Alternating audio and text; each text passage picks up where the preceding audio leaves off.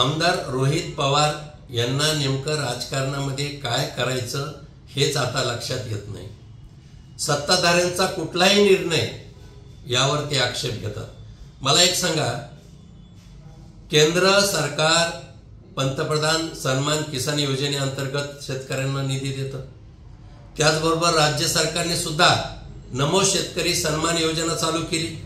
आजच या राज्यातील 91 लाख शेतकऱ्यांना योजनेअंतर्गत 1800 कोटी रुपये त्यांच्या खात्यावर पाठवले। ते देखील रोहित पवारांना सहन होत नाही। आता मला सांगा, जनहिताच्या योजना कोणतेही असो, काल परत वय त्याच्यामध्ये सुधारणा, नियमामध्ये काही बदल करावे लागणार का नाही? पण प्रत्येक घेतलेल्या निर्णयावर उलट्या झाल्यासारख्या रोहित पवारांना होतात। आता या राज्यातल्या वर्तमानपत्राला पान 1 वर जाहिराती मिळाल्या, ह्याच्या पोटात काय दुखाची गरज आहे?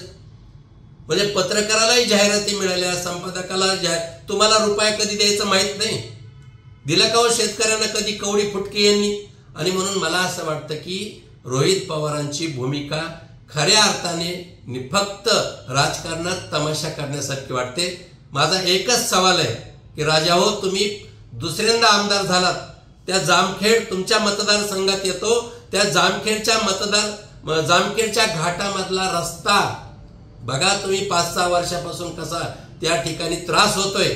अगोदर तुम्ही तो रस्ता दुरुस्त करा आणि मग नाक उचलून सत्ताधाऱ्यावर आरोप करत बसा, हे तुम्हाला सांगायचं।